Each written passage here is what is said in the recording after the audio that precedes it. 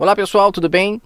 Eu quero trazer hoje uma mensagem muito interessante sobre o verso 33 de João 16.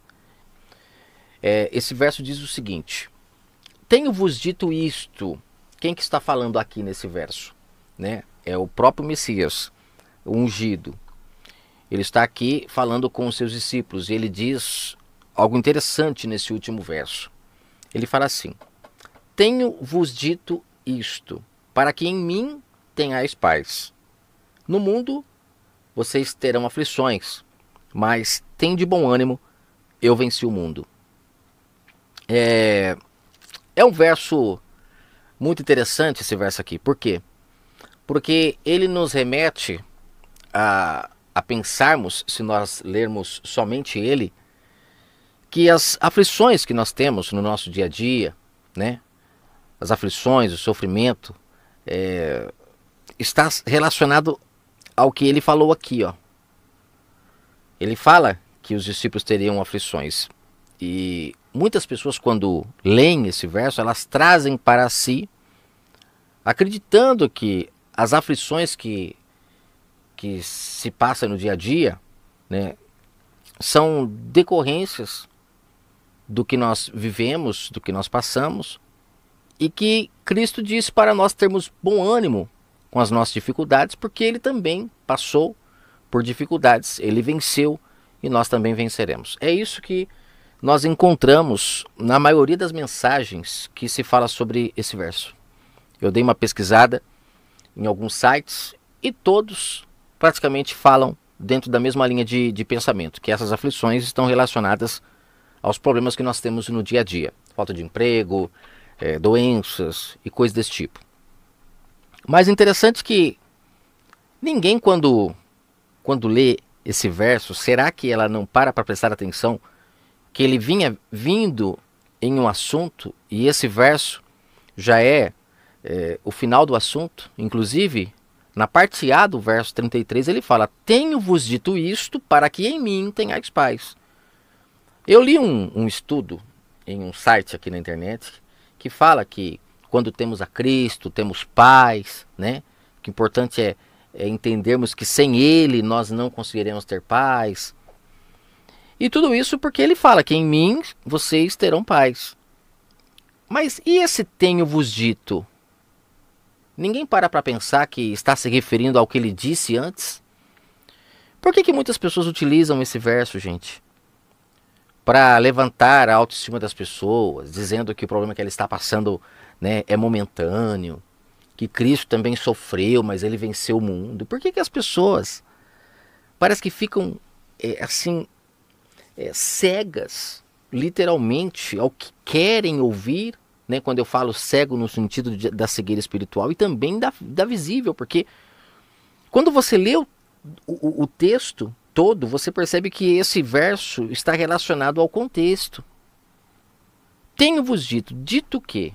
Aí ele, aqui em cima, ele começa narrando, né, o que aconteceria com ele. Ele abre o jogo aqui no verso 16 de João para os discípulos. Inclusive aqui ele fala que não iria mais falar por parábolas, que já estava na hora de eles compreenderem o assunto na lata, vamos falar assim, né? Não era mais para ficar rodeando, né, o assunto. Ele iria falar diretamente o que iria acontecer com ele. Inclusive aqui, ó, o verso 25, ele fala, ó, Disse-vos isto por parábolas. Chega, porém, a hora em que não vos falarei mais por parábolas. E aqui no finalzinho a gente vê que os próprios discípulos percebem que ele estava falando abertamente no capítulo 16 de João, ó, o que ele estava falando, ó, verso 29, ó. Disseram-lhe então os discípulos: Eis que agora falas abertamente e não mais por parábola. E o que ele fala abertamente aqui? Que no final ele fala que eles seriam afligidos por causa disso. Ele fala aqui, logo no comecinho ele fala que os discípulos seriam expulsos das sinagogas após a ida do Messias. Ele fala que iriam matar a muitos deles. E esses que matariam, ele fala no verso 3, matariam porque não conheceram o Pai nem ao Messias, né? Aí ele fala que quando chegar essa hora, eles iriam se lembrar do que ele tinha dito. Ele sempre, né, lembrou eles disso. Ele fala aqui, ó, desde o princípio eu falei com vocês. Mas é claro, muitas das vezes por parábolas eles não compreenderam. Mas aqui falando abertamente, eles começaram a entender que aflições eram essas. Mas o mais interessante é que ele fala que quando ele abriu a verdade para eles do que iria acontecer, eles ficaram tristes. Aqui, ó, o verso 6. O vosso coração se encheu de tristeza porque eu vos falei essas coisas. Aí ele fala, mas eu preciso ir, verso 7. Mas eu vou e não deixarei vocês órfãos. Lá em João 14 ele fala sobre isso, né? O Messias aqui, a gente nunca aprende pelo sistema religioso que o que ele falava, né, vinha do Pai. Ele e o Pai era um, ele já deixou isso claro. Ele falava do que o Pai lhe mandava.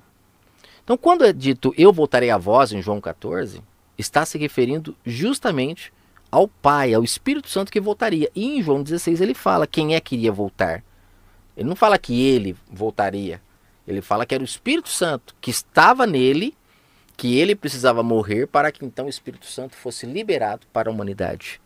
E aí ele fala no verso 8 que quando esse Espírito Santo vier, ele vai convencer o mundo do pecado, da justiça, do juízo.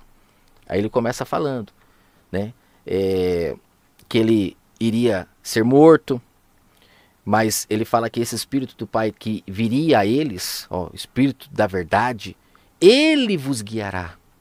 Não é o homem, ele vos guiará em toda a verdade. Porque ele não falará de si mesmo. Ó, ele me glorificará. Tudo quanto o Pai tem é meu e por isso vos disse que há de receber o que é meu. E eu vou anunciar como? Pelo Espírito Santo que vocês vão receber. Aí ele fala, em um pouco tempo não me vereis mais, né? Porque eu vou para o Pai. E você lendo o contexto, ele usa até o exemplo aqui da mulher grávida que está para dar à luz. Que é fantástico esse exemplo que ele fala em João 16, verso 21. Porque aqui ele está falando sobre a Nova Jerusalém. Que Paulo fala em Gálatas 4, que demorou para dar à luz. Mas quando dá à luz, ela tem pai, né? Todos que nascem da Nova Jerusalém, que nascem do Espírito, tem pai. Quem é o pai? O Espírito Santo. Esse que seria dado.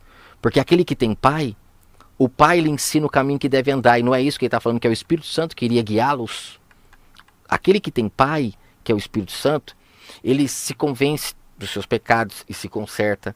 Ele se torna uma pessoa justa, uma pessoa que sabe, né, que o juízo do Pai, ele chegará, né, e todos serão julgados.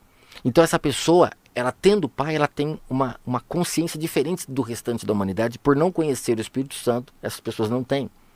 Mas só para caminhar para o finalmente aqui, ele fala que os discípulos chorariam quando ele morresse, mas essa tristeza se converteria em alegria. E ele vem falando no verso, aqui no contexto de João 16 sobre isso. Até que ele chega aqui, no verso 33. Ó, verso 32. Eis que chega a hora e já se aproxima em que vós sereis dispersos, cada um para a sua parte, e me deixarão só. Mas não estou só, porque o Pai está comigo. Aí ele fala, mas eu estou preparando vocês porque isso vai acontecer. E quando isso acontecer, vocês ficarão aflitos. Mas ele falou, fiquem calmos. Eu venci o mundo. E o vencer o mundo aqui com o Messias fala não é no mundo, não é conquistando coisas. Mas ele venceu os prazeres da carne, os desejos da carne. Tem muita gente conquistando no mundo, vencendo no mundo e acreditando que elas fazem parte desse verso. Mas aqui fala que ele venceu o mundo. Por isso que ele fala para os discípulos, se vocês crerem em mim, se vocês ouvirem a voz do Espírito Santo, vocês terão aflições, mas vocês vencerão também o mundo como eu venci. Isso é maravilhoso. Vocês agora terão Pai. Vocês serão guiados pelo Espírito Santo da verdade. Ele vai guiar vocês. Vocês passarão a ser justos. E pode ter certeza, muitas pessoas não vão querer ficar do lado de vocês. Porque vocês não vão aceitar a injustiça. Vocês não vão pecar e continuar no pecado. Vocês vão abandonar o pecado. E aqueles que continuam no pecado não vão querer andar com você. Porque você é luz, não é mais trevas. Eu finalizo essa mensagem fazendo uma pergunta para você que está assistindo. Por que é ensinado para muitas pessoas que essas aflições estão se referindo a problemas do nosso dia a dia, dificuldades? Eu li essa frase ontem em um caminhão, aí me interessei em gravar esse vídeo. Porque quando você lê esse verso isolado, né? E ignora essa parte, tenho-vos dito isso, o que ele disse? Não, ignora. Eu só quero ler a parte que eu vou ter aflição, mas eu vou vencer a aflição. Tem que ter ânimo que eu vou passar. Que é isso que muitas pessoas fazem quando leem um livro bíblico. São seletivas. O livro bíblico não é um self-service, como muitos pensam. É um prato feito. E para se alimentar desse prato feito e ficar saciado, temos que entender no contexto que se está dizendo. Essas aflições aqui não se referiam a problemas do dia a dia que eles iam ter, como desemprego, fome e tantas coisas mais. Aqui ele falou das aflições que eles sofreriam por serem justos, porque agora seriam guiados pelo Espírito Santo e não aceitariam mais a corrupção do mundo. Tanto é que ele fala que eles venceriam o mundo quando fossem guiados pelo Espírito Santo, e não no mundo, como muitas pessoas estão vencendo. Tem muita gente vencendo no mundo, no sentido de serem prósperas, serem pessoas que agora conquistaram, mas passaram por cima de muita gente, enganaram, mentiram. Não tem o Espírito Santo como seu guia, porque o seu guia não deixaria ela fazer isso se fosse o Espírito Santo. Agora, se é um guia homem cujo o seu Deus é o seu próprio ventre, claro, ele vai incentivar a pessoa a ir até aonde ela conseguir para ser próspera, para vencer no mundo, para mostrar que Deus é com ela. Mas aqui ele falou que, né, o Messias disse aos discípulos que eles provariam que eram seus discípulos se vencessem o mundo. É muito contraditório. Aqui o Messias estava prevendo a sua morte e estava abrindo o entendimento dos discípulos para compreenderem isso, para que quando acontecesse, eles não ficassem entristecidos. Ele chega a falar, vocês vão, cada um por sua parte, no final de tudo, vocês vão se dividir. E eu quero que vocês entendam que isso vai acontecer, mas quando acontecer, não fiquem tristes. Lembre-se das minhas palavras para vocês encontrarem a paz. Então a paz que ele fala que eles iriam ter é isso, porque eles foram preparados para essa verdade. E as aflições. Todo aquele que busca o Pai em Espírito e em verdade, que tem o Espírito Santo como seu guia, passam a ter essas aflições, porque não é fácil você ter que, todos os dias, encarar as pessoas que estão envenenadas pelas cobras, bebendo bebida mortífera, o tempo todo, morrendo espiritualmente, e se você fala, você ainda é ruim. Eu gravei agora na mensagem 259, falando sobre esse líder religioso que diz que quem não lê a Bíblia não ouve a palavra de Deus. E eu comentei que não precisamos ler a Bíblia para ouvir a Deus falar. Aqui fala que o Espírito Santo nos guiaria, não era o livro Bíblia. E aí eu fui criticado por uma ou duas pessoas. Não me importo muito, mas eu quero trazer rapidamente isso daqui como comentário nesse último vídeo, porque faz parte dessas aflições aqui, ó. Ser criticado por falar a verdade, por querer simplesmente falar para as pessoas, tenham o Espírito Santo como guia de vocês, que é o que o Messias disse aqui. Não estou falando palavras minhas, mas aí fui criticado, falando que eu fui ignorante, né, que eu sou, no caso, o rapaz disse. Que eu estou dizendo que a Bíblia não é a palavra de Deus, e em nenhum momento eu falei isso. Eu falei que não devemos ler a Bíblia para ouvir o Pai. A Bíblia é um copo de água no oceano. O Pai quer que a gente mergulhe no oceano. Agora, se você quer ficar limitado no livro bíblico, principalmente na mão de homens, porque o livro bíblico parece que ele foi montado para manipular a humanidade, porque ele é um livro difícil de entender. Eu não entendia nada, até que tive uma oportunidade de nascer de novo e os meus olhos se abriram. E é isso que o Pai quer que cada um de nós passemos. Não foi assim que Paulo abriu os olhos? Tudo que aprendi, não aprendi de homens, aprendeu de quem então? Não foi assim que Cristo ficava nos templos dando aula para aqueles líderes religiosos?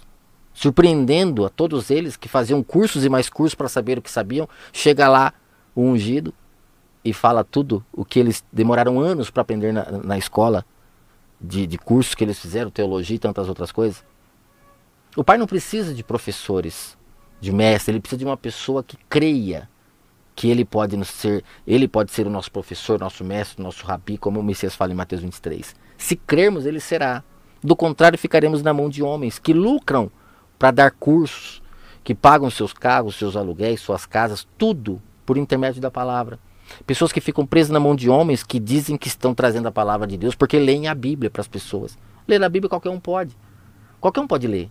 O problema é quando a pessoa lá que está dizendo que fala em nome de Deus, ela lê um verso da Bíblia, como esse do verso 33, e depois ela fala 1 hora somente palavra sua. E esse verso fica sendo como uma assinatura para dizer que o que ele falou veio de Deus, e quando na verdade ele simplesmente falou coisas do seu próprio entendimento, da sua própria carnalidade. O Criador do Universo está chamando as pessoas para serem guiadas pelo Espírito Santo, como ele ensinou aqui para os seus discípulos. E foi isso que os seus discípulos foram chamados para fazer, para levar essa boa nova para o povo. Só que se levantaram homens e fizeram o quê? O que o Messias disse que aconteceria com eles. Eles matariam os seus discípulos.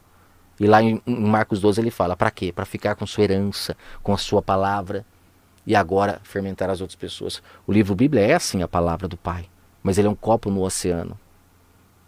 A palavra de Deus contém aqui nesse livro, mas não precisamos ler ele para ouvir o Pai falar. Podemos ler para compreender a história e para não sermos usados e manipulados na mão daqueles que se utilizam desse mesmo livro para se enriquecer, para trazer enganos. E eu, por exemplo, leio muito esse livro para abrir a mente daqueles que querem ter os seus olhos espirituais abertos e não serem mais escravos dos homens. Eu não tenho discípulo para mim. Por isso venho aqui e falo e não chamo ninguém para pagar minhas contas e ser meu discípulo. Eu falo aqui o que os discípulos foram chamados para falar. Vocês são livres.